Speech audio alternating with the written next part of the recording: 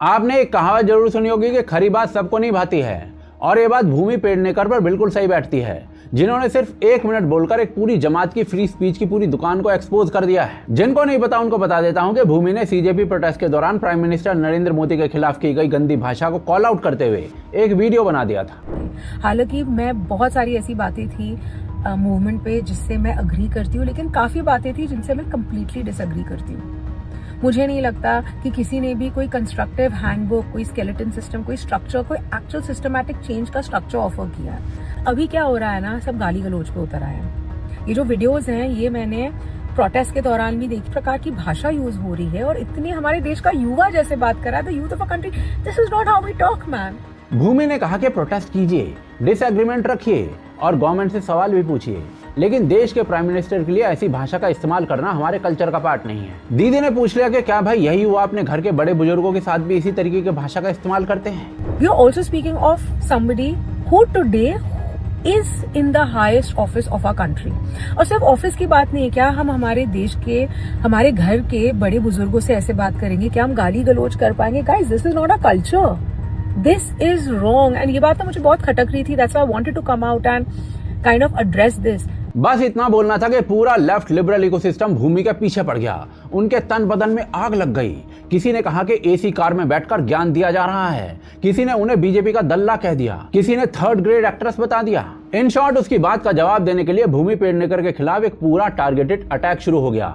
भद्दी भद्दी गालियां तक मिलना शुरू हो गई। उसकी बात को काउंटर करने के लिए कोई आर्गुमेंट नहीं था, इसलिए उसकी पर्सनल लाइफ पर हमला शुरू कर दिया और अल्टीमेटली फिर भूमि पेडनेकर को प्रेशर में आकर डैमेज कंट्रोल के लिए वीडियो बनानी पड़ गई। मैंने इंटरनेट पे एक वीडियो देखी जहाँ पे एक यंग लड़की जो प्रोटेस्ट का हिस्सा थी इंटरव्यू दे रही थी and she looked visibly broken and shaken. उनका एक वीडियो था जो वायरल हो गया था एंड तब से उन्हें नॉन स्टॉप रेप थ्रेट्स और डेथ थ्रेट्स मिल रहे हैं। सिर्फ उन्हें नहीं, उनकी मदर को भी मिल रहे हैं, उनके परिवार को भी मिल रहे हैं, and that is unacceptable. We can not bully a young girl. हम किसी यंग बच्चे के दिमाग में फियर साइकोसिस नहीं डाल सकते क्योंकि हम उनके ओपिनियन के साथ डिसएग्री करते हैं। पर इस सारी चीज में सबसे बड़ी आयरनी पता है क्या है? अटैक भी वही लोग कर रहे थे जो कल तक फ्रीडम ऑफ स्पीच की दुहाई दे रहे थे। इसी प्रोटेस्ट में प्रधानमंत्री के लिए भद्दी भद्दी गालियां इस्तेमाल की गई थी।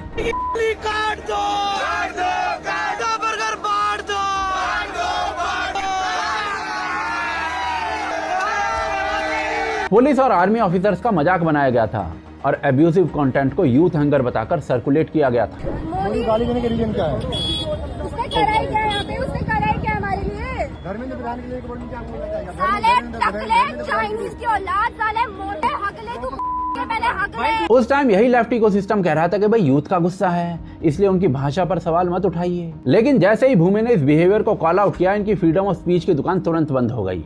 मतलब फ्रीडम ऑफ स्पीच सिर्फ तब तक है जब तक माइक्रोफोन इनके हाथ में है। फॉर एग्जाम्पल, इसी प्रोटेस्ट के दौरान रुचिका सिंह जैसे लोगों ने नरेंद्र मोदी के लिए ओपनली भयंकर एब्यूजिव लैंग्वेज यूज की थी। निकल जाओ और जो वो घुसा हुआ है मेलोडी की अंदर, निकल जाओ उसके बाद से। तूने करा क्या? तो एबीसीडी आती है, बघेल की औलाद, प्रधान की माँ, मोदी की माँ की। मोदी, अगर तूने रिजाइन नहीं कराना, दिख रहा है, चप्पल दिख रही है, तेरी गाड़ी छुपेगी। श्रद्धा सिंह ने रैपिड एक्शन फोर्स के जवानों को उनकी ब्लू यूनिफॉर्म के कारण नीला हार्पिक कह दिया था। नीला टॉयलेट के लिए और लाल बाथरूम के लिए। इसके अलावा भी कई वीडियोस हैं जिसमें कैमरा पर मोदी का पिल्ला, तानाशाह, चोर और दूसरी गालियां दी गई थी। और ये सब चीजें अचानक से कैमरे में रिकॉर्ड नहीं हो गई थी, कैमरा जानबूझकर चालू किया गया था। सवाल इस तरीके से पूछे गए थे कि सामने से प्रोवोकेटिव जवाब निकले और फिर उसी गाली को एडिट करके सोशल मीडिया का कंटेंट बनाया गया था।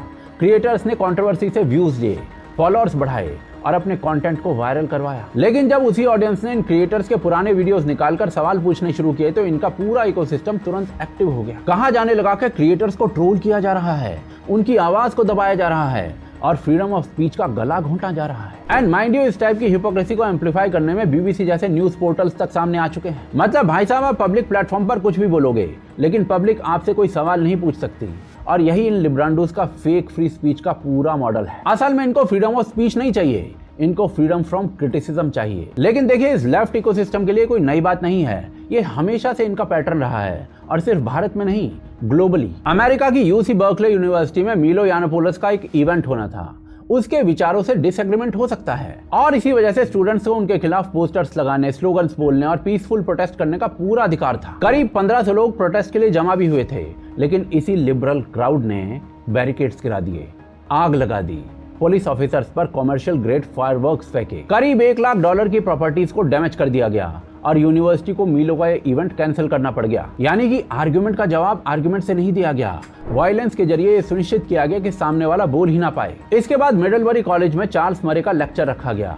लिबरल्स ने लगातार स्लोगन्स लगाकर उनको लेक्चर शुरू ही नहीं करने दिया और मरे भाई साहब को जो अपना लेक्चर है ना, वो एक लाइव स्ट्रीम के जरिए देना पड़ा। लेकिन इस लाइव स्ट्रीम इवेंट के बाद भी ना मॉब ने उनको दोनों तरफ से घेर लिया, उनकी कार पर हमला किया, बल्कि उनका जो इंटरव्यू ले रहा था ना, उसको भी अटैक किया गया और दोनों को गर्दन में चोट आई। और यहाँ पर ध्यान देने वाली बात यह है कि इंटरव्यू लेने वाला बंदा जो था ना, वो चार्ल्स मरी की बातों से खुद सहमत नहीं था कई बातों पर, लेकिन सिर्फ उसके सवाल पूछने और डिस्कशन करने की वजह से उसको भी निशाना बना दिया गया। ऐसे ही वर्जीनिया कॉमनवेल्थ यूनिवर्सिटी में स्टूडेंट फॉर लाइफ का इवेंट रखा गया। वहां पर भी लेफ्ट के प्रोटेस्टर्स ने मीटिंग डिसरप्ट की, तोड़फोड़ मचाई और अल्टीमेटली पुलिस को बुलाना पड़ गया और 2 लोगों को अरेस्ट किया गया। और भाई साहब, ये कोई 2-4 ऐसे ही बिखरे बिखरे इंसिडेंट नहीं है।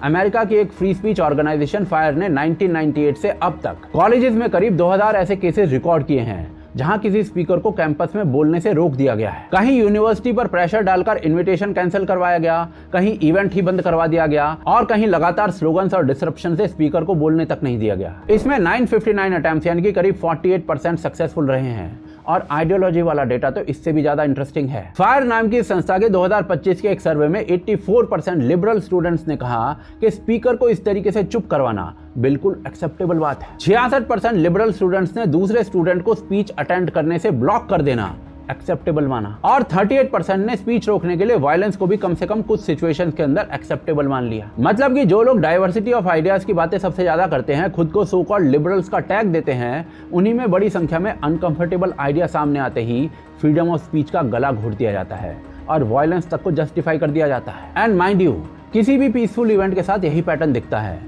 सिर्फ इसलिए क्योंकि ये इवेंट्स लेफ्ट के पॉलिटिकल एजेंडा में फिट नहीं बैठते थे। शिकागो में हुए वर्ल्ड हिंदू कांग्रेस के एक सेशन को प्रोटेस्टर्स ने स्लोगन लगाकर डिसरप्ट कर दिया। 2 लोगों को इसमें अरेस्ट भी किया गया था और सबसे बड़ी बात यह है कि प्रोटेस्टर्स ने खुद एक्सेप्ट किया कि वो इवेंट को डिसरप्ट करने के उद्देश्य से ही वहां पर पहुंचे थे। अब देखिए, किसी भी इवेंट में बाहर खड़े होकर प्रोटेस्ट करना आपका डेमोक्रेटिक राइट है, लेकिन इवेंट के अंदर घुसकर इतना शोर करना कि स्पीकर ही ना बोल पाए और ऑडियंस उसको सुन ही ना सके, ये फ्रीडम ऑफ स्पीच नहीं है। एक्चुअली इसी चीज को हैकलर्स वीटो कहते हैं, जहां आर्गुमेंट से नहीं, नॉइज और प्रेशर से स्पीच को बंद करवाया जाता है। और सिर्फ आप ग्लोबली नहीं, भारत की भी बात कर लीजिए।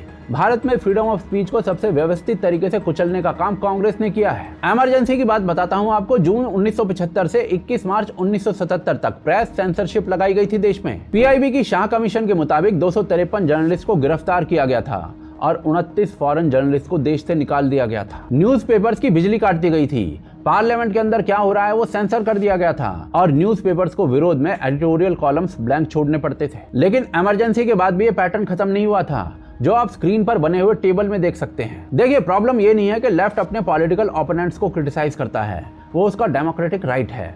प्रॉब्लम यह है कि लेफ्ट अपने पॉलिटिकल ओपोनेंट्स के खिलाफ हर तरीके की लैंग्वेज को फ्री स्पीच कहता है, लेकिन अपने खिलाफ कार्टून, क्रिटिसिज्म या फिर बेसिक क्वेश्चनिंग आने पर भी online mobs, social media trolls और वायलेंस तक इस्तेमाल कर लेता है। भूमि पेडनेकर के खिलाफ हुई ट्रोलिंग इसी बात का सबूत है, क्योंकि भूमि ने इनके सिलेक्टिव फ्रीडम ऑफ स्पीच को एक्सपोज कर दिया। और मेरा पर्सनल ओपिनियन इस बात पर बहुत क्लियर है, अगर आप फ्रीडम ऑफ स्पीच में प्रधानमंत्री को कैमरे पर ओपनली गालियां देना शामिल मानते हो, फ्रीडम ऑफ स्पीच में प्रोटेस्ट के नाम पर वायलेंस को भी जस्टिफाइड मानते हो, तो भाई उसी फ्रीडम ऑफ स्पीच के नाम पर दूसरे व्यक्ति को भी आपको क्रिटिसाइज करने का अधिकार होना चाहिए। और अगर आप ऐसा नहीं करते हो तो आपसे बड़ा दोगला कोई हो नहीं सकता।